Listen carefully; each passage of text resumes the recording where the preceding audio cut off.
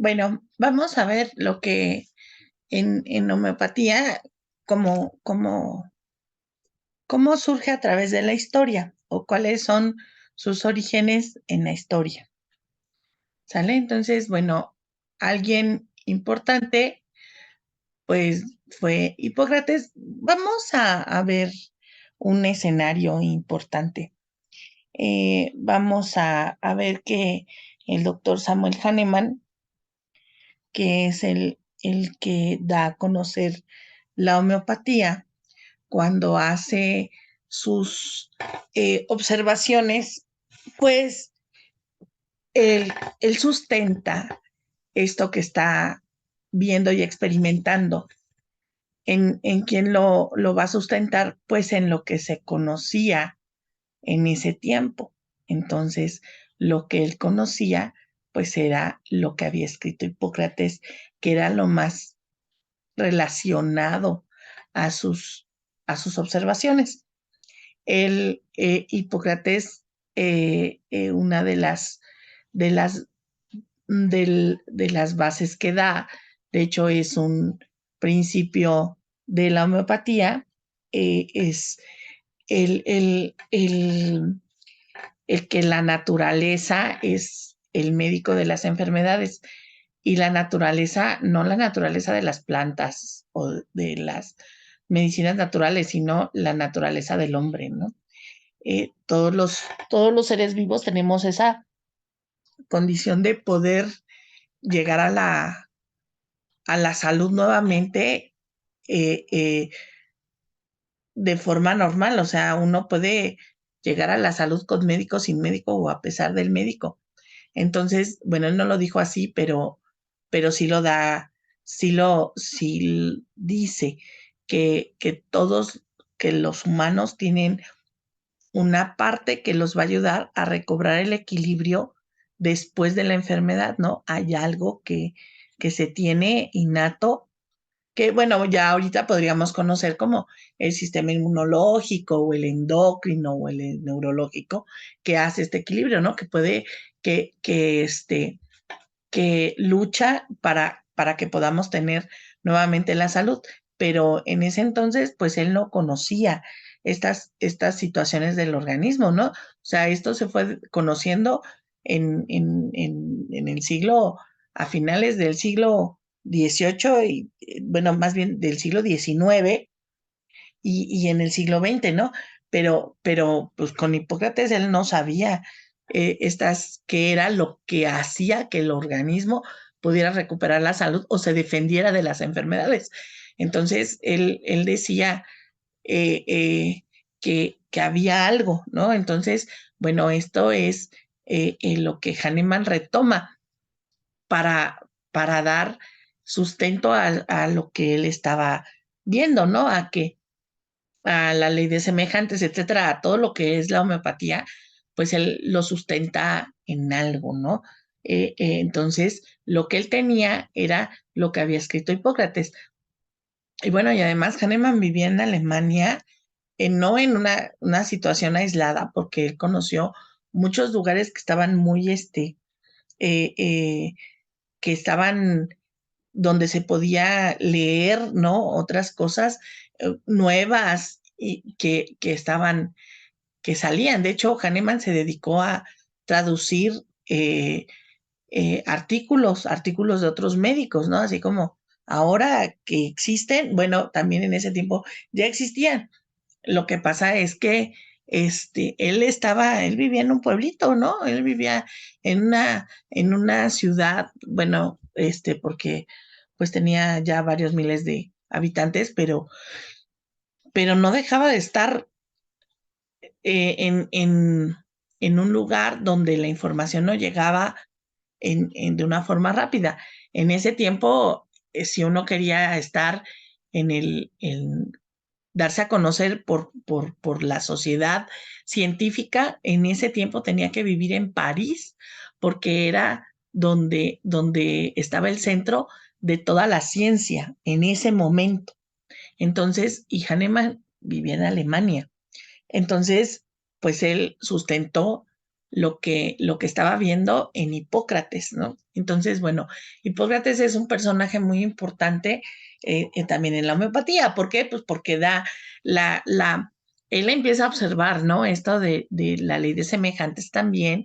Entonces, bueno, pues es un personaje que escribe cosas que Hahnemann retoma y entonces en ella sustenta sus observaciones, ¿no? Este es el juramento hipocrático en griego. ¿Sale? Entonces, bueno, Hipócrates, para empezar, nace en el siglo hay 4 antes de Cristo en la isla de Kos en Grecia. Entonces, bueno, o sea, vivir antes de Cristo, si vivir después de Cristo fue difícil para la ciencia, bueno, pues antes de Cristo también, aunque ya se hacían muchas cosas, ¿no? En los egipcios, en todas las culturas ya había algo, o sea, avances científicos, ¿no? El uso de instrumental, el conocimiento de plantas medicinales, etcétera, pues era muy importante, fue muy importante. Pero bueno, Hipócrates se basa, hace algo muy importante, separa la enfermedad de la religión. En un principio, bueno, esta situación de la religión era, las personas se enfermaban por castigo divino, ¿no? Porque se portaban mal, entonces los dioses los castigaban con alguna enfermedad, ¿no? Entonces, él dice que no es cierto, o sea, la enfermedad no tiene nada que ver con la religión y no tiene nada que ver con castigos divinos, ¿no? Eso es básicamente lo que plantea Hipócrates. Entonces, Hipócrates se basa en el estudio del paciente y no en la enfermedad. Y esto es importante, ¿no? Porque también es algo muy que tiene la homeopatía.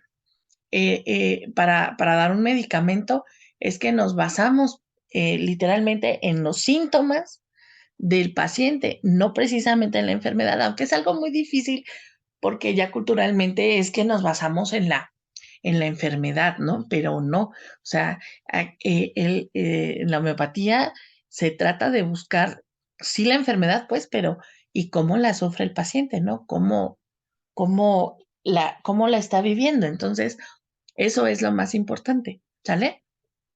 Pero Hipócrates es el primero que hace esto. Se basa en lo que le está pasando al paciente y no en la enfermedad. Integra una actitud racional libre de interpretaciones religiosas y sobrenaturales y escribe 72 libros, 59 tratados e integra el Corpus Hippocraticum. El Corpus Hippocraticum es una colección de artículos no nada más de Hipócrates, sino de escritos de muchos médicos, ¿sale? De muchos médicos y entonces los iban catalogando en diferentes categorías.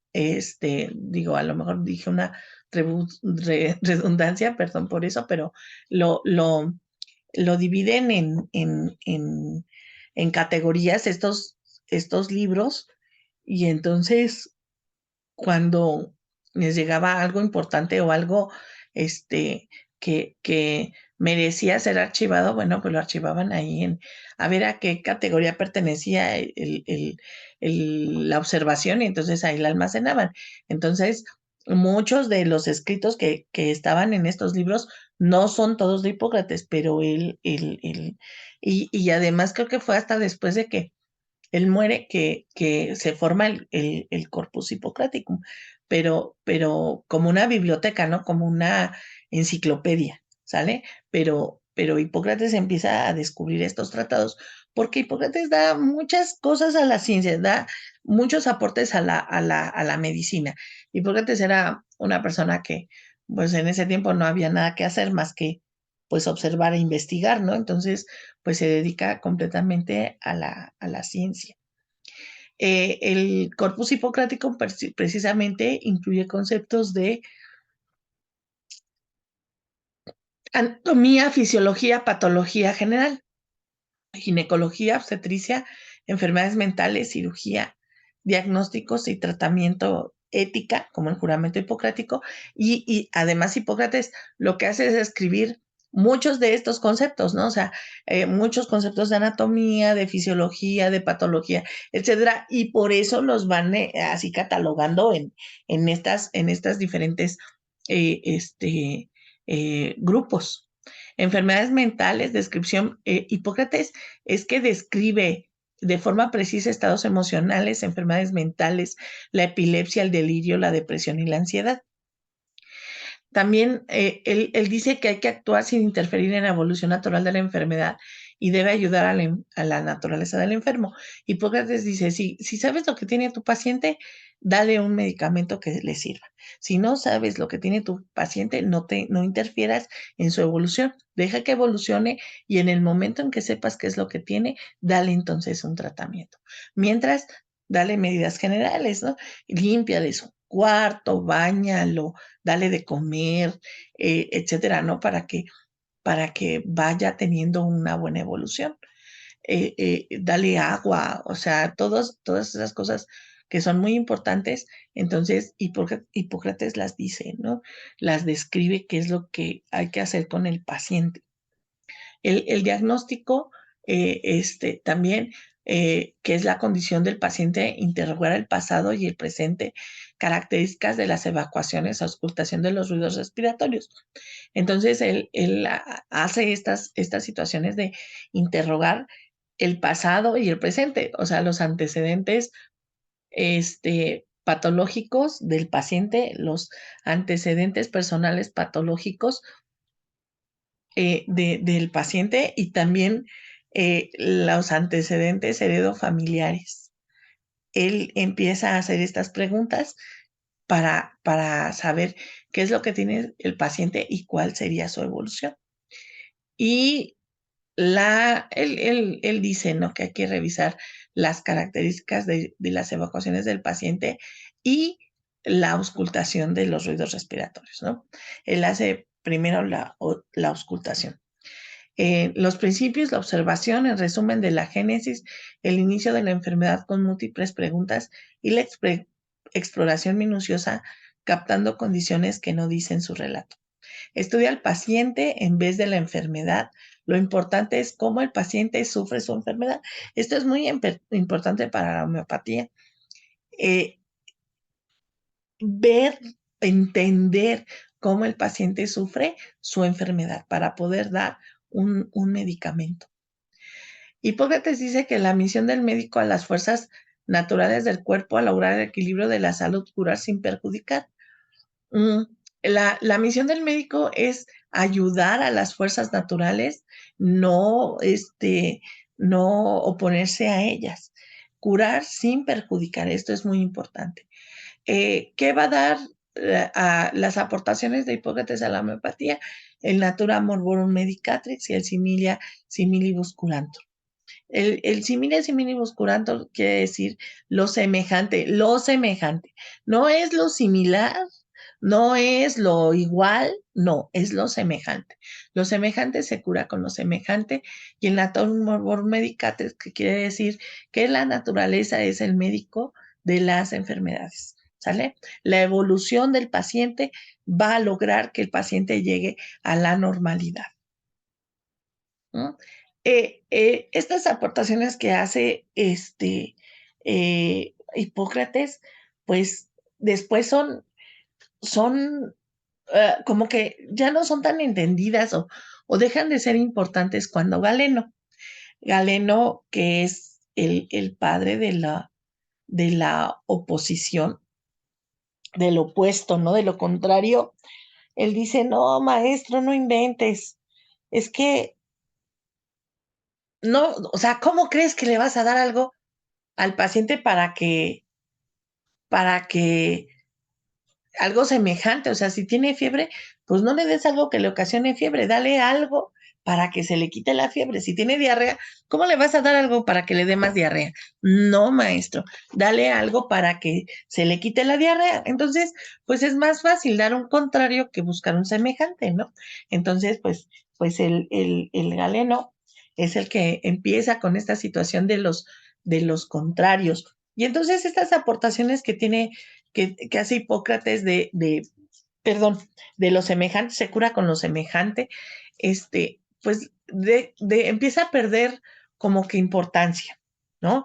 Y hasta la fecha, porque es más fácil quitarlo que dar otro tipo de tratamiento. Entonces, pues Galeno da la pauta para que aparezca la alopatía y entonces pues nos quedamos con esa situación, ¿no? De que pues si tiene fiebre, dale un antipirético, si tiene dolor, pues dale algo para que se le quite el dolor, no le des algo como para que le dé más, ¿no? En realidad es que no es que le dé más, sino dado que lo semejante se cura con lo semejante, dice, lo mismo que provoca el dolor es lo que le va a quitar el dolor, siempre y cuando tenga una semejanza en el dolor, ¿no? Si el dolor es ardoroso, bueno, pues entonces se le quitará, porque lo mismo que produce un dolor ardoroso lo va a quitar. Lo veremos más tarde cuando veamos precisamente la ley de semejantes. Después muchísimos años después, llega Paracelso. Paracelso en realidad ni es médico. Paracelso es químico.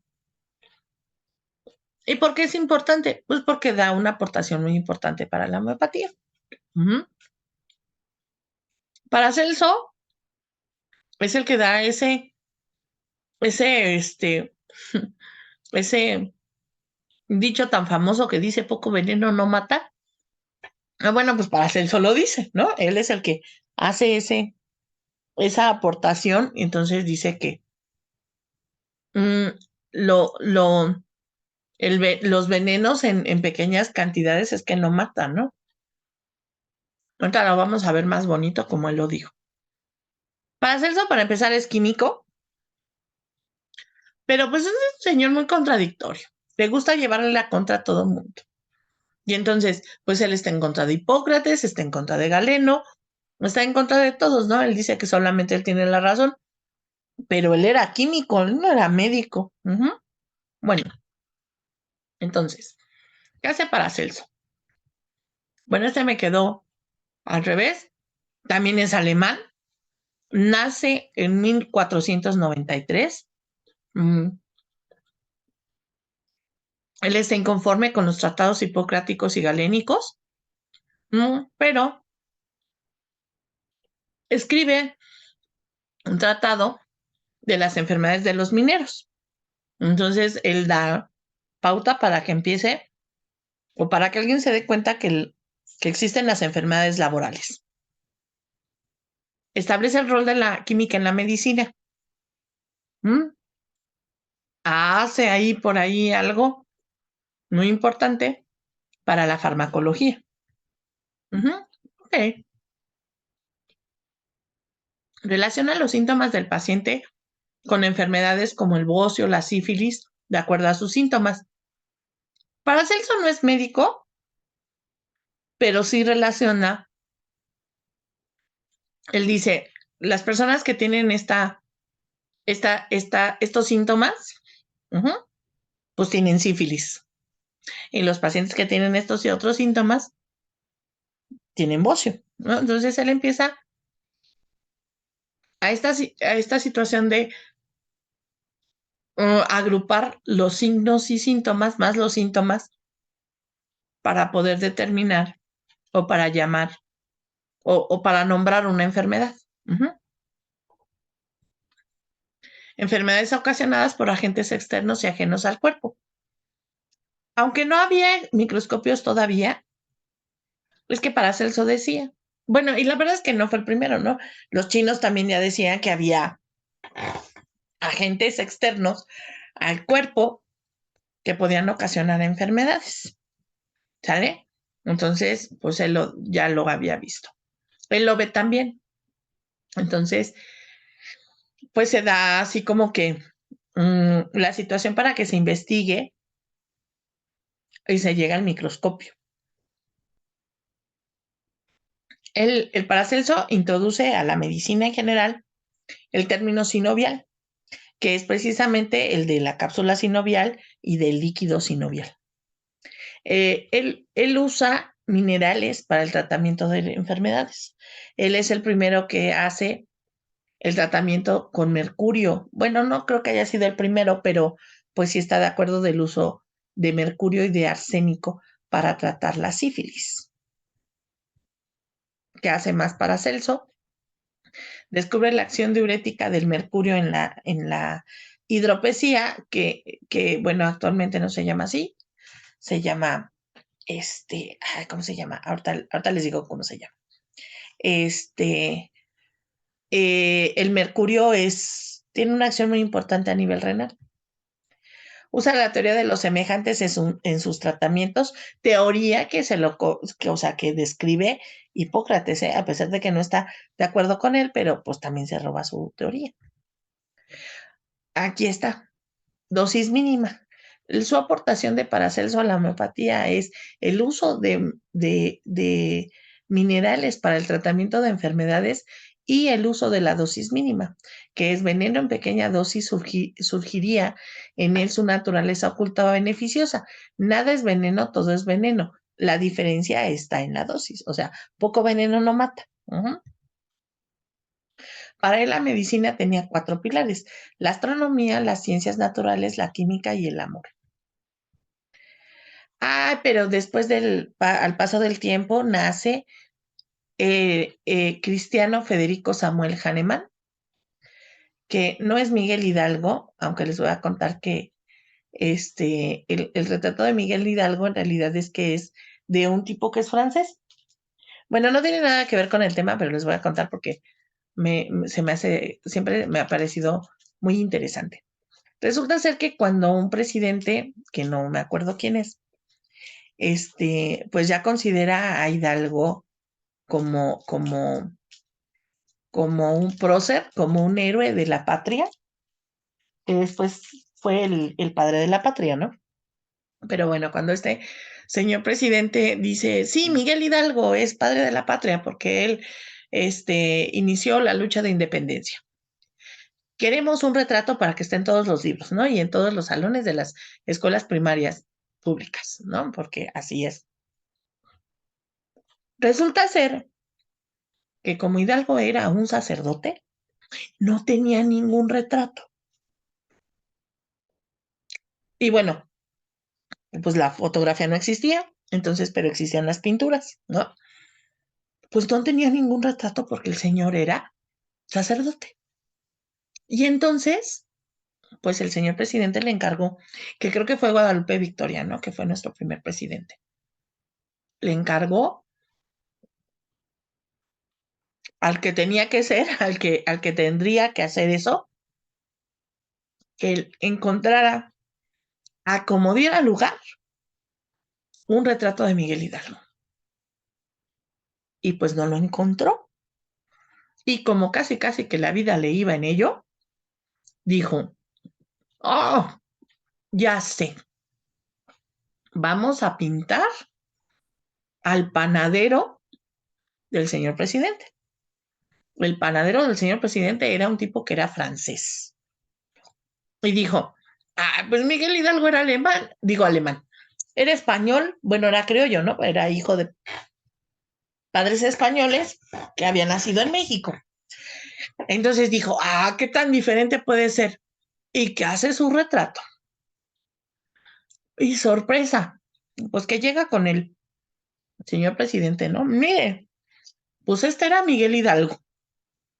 Y dijo, pues órale, pues. Y entonces, pues el señor Miguel Hidalgo que conocemos, pues ni siquiera es Miguel Hidalgo.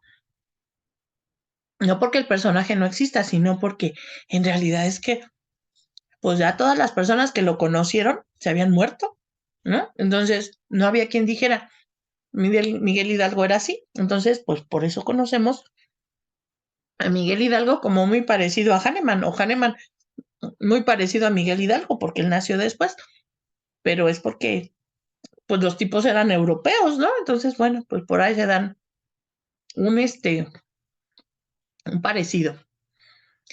Eh, el doctor Hahnemann nace en la ciudad de Meissen, Alemania, el 10 de abril de 1755. Y en 1755, pues no puede ingresar a la Universidad de Leipzig, ¿verdad? fue muchísimo después, pero esta es su fecha de nacimiento. El señor Hahnemann nace, es hijo de un obrero, su madre era maestra, pero era muy buen estudiante y muy inteligente. Entonces consiguen una beca para la escuela de San Afra. Y ahí, pues resulta ser que para sobrevivir en esta escuela, porque aparte es que el cura de ahí de su ciudad natal es el que le consigue la beca, porque lo conoce y se da cuenta que es un tipo muy inteligente, entonces dijo, este niño merece estudiar, y entonces por eso le consigue la beca. Y ahí para sobrevivir, pues entonces les hace la tarea a sus compañeros porque resulta ser que esa es una escuela de paga. Y para sobrevivir en esa escuela, pues él le hace la tarea a sus compañeros, ¿no? Y además, el señor, pues sabía hablar griego, latín, inglés, francés, italiano, español y hebreo. Uh-huh. Entonces, pues resulta ser que el señor quería estudiar medicina porque era lo que más le latía. Y entonces ingresa a la Universidad de Leipzig.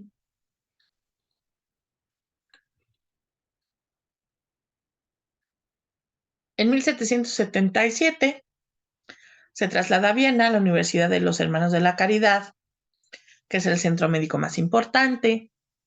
Después, en 1779, recibe el grado de doctor, el doctorado, ¿no? En Erlangen.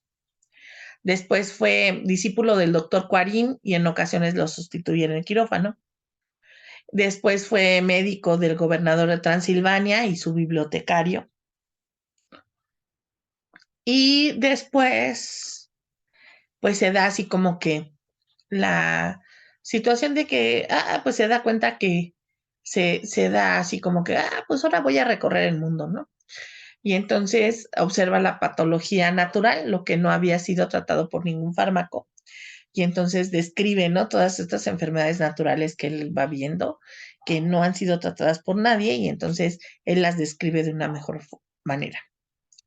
En 1787, en Dresde, alcanza la popularidad, pero abandona la medicina por la imprecisión de su diagnóstico y tratamiento. Después de ver a varias, resulta ser que se casa, ¿no? Se casa con la hija de un, este,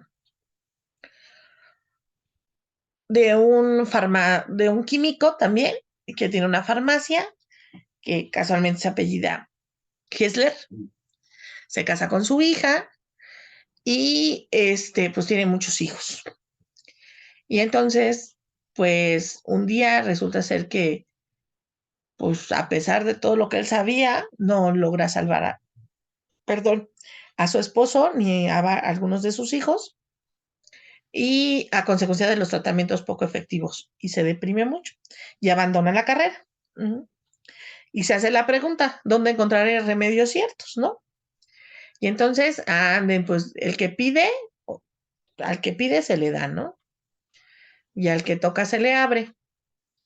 Entonces, lo que él hace es que se dedica a la traducción de algunos artículos, porque pues él sabe hablar muy bien muchos idiomas, y entonces al traducir un artículo escrito por el doctor escocés William Cullen, donde habla de la quinina, donde habla del tratamiento del paludismo sobre la quinina, pues resulta ser que él dice, órales, a ver, qué interesante está esto.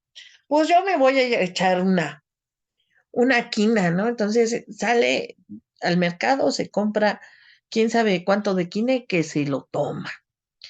Y entonces, pues efectivamente, tras tomarse la quina empieza a sufrir estas estas fiebres características del paludismo y entonces se acuerda de lo que este, escribió, describió Hipócrates, ¿no? Precisamente que si se toma una persona sana, toma un medicamento que es que tiene ciertos síntomas, aparecerán estos síntomas, pero si se los toma alguien que los tiene porque está enfermo, entonces se curará. Y entonces esto es la ley de semejantes, ¿no? Si alguien que tiene fiebre se toma toma algo que produce fiebre, se le va a quitar, ¿no? Entonces, como experimento, pues entonces se empieza a hacer otra de los pilares de la homeopatía, que es precisamente la experimentación pura. Entonces, en personas relativamente sanas les da cierto medicamento, cierta planta, y les dice que describan lo que sienten, ¿no? Que describan lo que van sintiendo, lo que va apareciendo. Y entonces lo anotaban. Y estos mismos síntomas que producen en esta persona sana, pues resulta ser que lo van a producir en una persona enferma. Lo van a curar en una persona enferma que tenga estos síntomas en semejanza. En semejanza. ¿Sale? Muy bien. Y entonces, pues resulta ser que realiza la investigación con los escritos de Hipócrates y Paracelso y descubre una nueva terapéutica, la homeopatía. Y entonces, la homeopatía tiene 8 principios, ¿sale? Que son el natura morborum medicatrix, la ley de semejantes, la individualidad morbosa, la individualidad medicamentosa, la dosis mínima, el dinamismo vital y algo muy importante, que son las enfermedades crónicas. También, bueno, el descubrimiento energético de los medicamentos lo hace por 2 cosas importantes. Uno, bueno, el más importante fue porque las plantas, todas, absolutamente todas las plantas que él experimentó eran tóxicas, altamente venenosas. Y entonces se dio cuenta que si las diluía, atenuaba precisamente el efecto del veneno, ¿no? ¿Por qué? Porque Paracelso dijo, poco veneno no mata. Entonces, él las diluyó e hizo diluciones en escalas precisas. No es lo mismo una dilución homeopática que una dilución en herbolaria o una dilución de microdosis. En la homeopatía se es muy estricto con las diluciones, ¿sale? Entonces, las diluciones son en 10, estas no las hizo Hahnemann, las hizo el doctor Hering, es en 100 y en 50,000. Estas últimas dos sí las hizo Hahnemann. Y la que más se usa, pues es la centesimal, que es en 100. Todas las diluciones, o sea, cada número de dilución está diluida en 100. Entonces, eso hizo que atenuara, sale el efecto tóxico de la planta. Pero, ¿qué pasó con la sucusión? La sucusión fue por casualidad. La sucusión no fue algo que él dijera, vamos a sucusionarla para potencializarla. ¿Qué es sucusionar? Lo que hace una mezcladora de pintura, pero de las que se agita, eso es una sucusión. Y la sucusión no es agitarla, porque si nosotros la agitamos, no le va a pasar nada. Lo que tenemos que hacer es golpearla sobre una superficie, el frasco, ¿para qué? Para que se sucusione. ¿Y esto por qué lo descubrió? Pues porque cuando mandaba un medicamento a otro lado, a otro pueblo, perdón, ¿cómo era el transporte? Pues a través de carretas, ¿no? Y entonces, pues cómo estaban las carreteras y las calles, pues igual que aquí, ¿no? Igual que estas calles de la Ciudad de México, todas llenas de baches y de piedras y de tierra, etcétera. Entonces, ¿qué pasaba con la solución? Pues golpeaba en las paredes del frasco y entonces esto potencializaba el efecto energético del medicamento. Y entonces cuando recibía la respuesta era, muchas gracias, doctor. Su medicamento me sirvió, pero no me lo tomé como usted dijo, porque esto es rete bien peligroso, ¿no? Es que esto que usted me mandó es rete bien fuerte y entonces no me lo tomé como usted me dijo. Me lo tomé una sola vez al día porque si no, es que yo me sentía peor. Y entonces Hahnemann dijo, ah, pero ¿por qué? Entonces se dio cuenta que succionándolo, entonces tenía un efecto energético mayor que el que si solamente se tomaba el paciente la dilución. Entonces dijo, no, pues ya con esto ya la hice. Y entonces eso es el efecto energético de los medicamentos. No es la energía del universo, ni mucho menos, no, es la energía como tal. Vamos a ver que déjenme ver si, sí, ok, aquí. Lo que hace Hahnemann con este descubrimiento del efecto energético, pues es otro ejemplo de lo que dice Isaac Newton, que me parece que además Isaac Newton lo dijo antes. La ley de la conservación de la masa dice, la masa no se crea ni se destruye, sino que se transforma. ¿En qué se va a transformar? Pues en energía. Cuando Hahnemann diluye, es que transforma la masa. ¿En qué la transforma? Pues en energía. ¿Por qué? Porque al irla diluyendo, lo que va haciendo es que los electrones se vuelven más libres, ¿no? Y entonces, pues andan ahí bailando slam, ¿no? Y pueden andar en el frasco libres y estampándose contra las paredes del frasco. Y entonces la sucusión, ¿qué es lo que hace? Libera la energía contenida en el frasco. ¿Por qué? Porque los electrones están libres. Ujú. Entonces, antes, bueno, y esta es una, una interpretación de lo que podría estar pasando en ese frasco. En realidad es que ahora sabemos que hay partículas más pequeñas que los átomos, ¿no? Existen las nanopartículas. Y entonces, al diluir, pues lo único que hace es liberar estas pequeñas este, nanopartículas y bueno, desde el átomo que lo libera precisamente para que los electrones anden ahí jugando y slam, ¿no? Ahí contra las paredes del vidrio, bueno, contra las paredes de vidrio del frasco y las nanopartículas que también van a tener una función muy importante. Entonces, en homeopatía, entre más diluido está el medicamento, es que es más energético. ¿Sale? Y entonces, entre más diluido está el medicamento, menos dosis se requiere, ¿no? Pero más eh, agravación va a tener el paciente de forma general, ¿no? ¿Por qué? Pues porque este efecto energético va a ser en toda la economía del paciente, no nada más de forma localizada. Entonces, eso es el descubrimiento. Eh, eh, mm, lo que la homeopatía siempre va a estar altamente criticada y va a estar altamente eh, mm, atacada, ¿no? ¿Por qué? Porque un medicamento que es físico no se puede ver con los ojos de la bioquímica.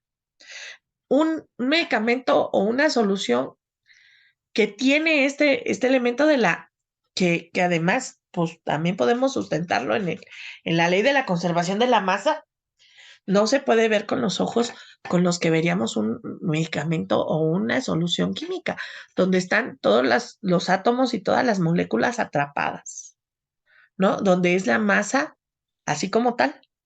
Entonces no podemos verlo de la misma forma. Tendríamos que verlo de una forma más física que química, más biofísica que bioquímica, ¿no? ¿Cuáles son los efectos biofísicos que tienen este medicamento que es completamente energético? A los efectos que tiene este medicamento, los efectos biológicos que tiene esta sustancia química, ¿no? qué efectos va a tener. Y bueno, y entonces surge la farmacología al quite. Y entonces dice, bueno, la farmacología tiene dos cosas importantes, lo que es la farmacocinética y lo que es la farmacodinamia. ¿Qué es la farmacocinética? La farmacocinética es la absorción, la distribución, la biotransformación y la excreción de una sustancia química. Y la farmacodinamia son los resultados que tiene este proceso de farmacocinética. En la homeopatía no conocemos la farmacocinética porque solamente Dios sabe cómo es que entra a la célula y cuáles son los cambios que tiene dentro de ella.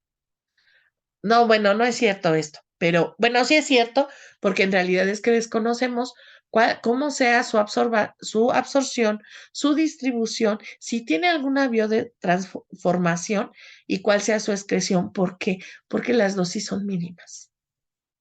Las dosis no son un medicamento químico que tenga que ser y que además nosotros podamos seguir estos pasos de biotransformación. No se puede, porque no se pueden marcar los electrones. Las moléculas sí se pueden marcar para seguirlas, pero los electrones no se pueden marcar. Entonces, no sabemos en realidad cómo sea este efecto que se tiene verdaderamente dentro de la célula y los cambios que se pueda llegar a tener. ¿Qué es lo que conocemos? La farmacodinamia, porque sí conocemos que esa sustancia tiene un efecto en las personas. No tiene un efecto placebo, tiene un efecto fisiológico, porque conocemos estos cambios que se tienen. Entonces, la homeopatía pues no tiene nada de fe, no tiene nada de placebo, no tiene todas estas cosas, estas condiciones que dicen que tienen la homeopatía. ¿Por qué? Porque no son verdad. O sea, el medicamento tiene un efecto y lo pueden tomar y van a tener una grabación. No todas las personas tienen una grabación, ciertamente, pero sí la tienen. ¿Y saben por qué? Porque yo he visto cómo el paciente describe los síntomas del medicamento y el paciente no tiene el libro. El paciente no conoce. Hay un medicamento que se llama Laquesis, que se ocupa mucho para la insuficiencia venosa. Una de las tantas cosas para que se ocupa Laquesis en insuficiencia venosa y en hipertensión. Yo alguna vez he dado un medicamento y a dos personas se las he dado. ¿Y qué me han dicho? Ese medicamento no me gusta porque, ¿sabes qué? Es que me siento que me ahogo. Es que siento que se me cierra la garganta. Ese es un síntoma de la quesis, el del ahogo. La quesis no se pone nada en la garganta, no soporta las cosas que le cubran el cuello porque siente que se ahoga. El paciente no conoce el libro.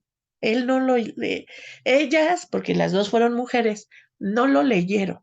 Sin embargo, dijeron estos síntomas y así muchos pacientes en los que, bueno, no dice que es el medicamento más semejante y a lo mejor no era el más semejante o uno se pasa de la potencia o de la frecuencia y el paciente empieza a experimentar el medicamento. Empieza a experimentar síntomas del medicamento que él no tenía. Y entonces, ¿qué? ¿A poco se compró su materia médica y vio? Claro que no. O sea, por eso yo puedo decir, me atrevo a decir, que no tiene un efecto placebo. O sea, es un efecto fisiológico que tiene el medicamento. ¿Cómo lo lleva a cabo? Eso no lo sabemos, ¿no? Tal vez porque son nanopartículas, tal vez porque está muy diluido, tal vez porque esto facilita que el medicamento pueda entrar a la célula sin necesidad de tener un gasto de energía, sin necesidad de tener un receptor específico. A lo mejor puede entrar precisamente por canales que ni siquiera son para el medicamento, pero puede entrar por esos canales. O puede entrar al generarse un cambio de potencial de acción y entrar con el sodio o entrar con quién sabe con quién carajos, ¿no?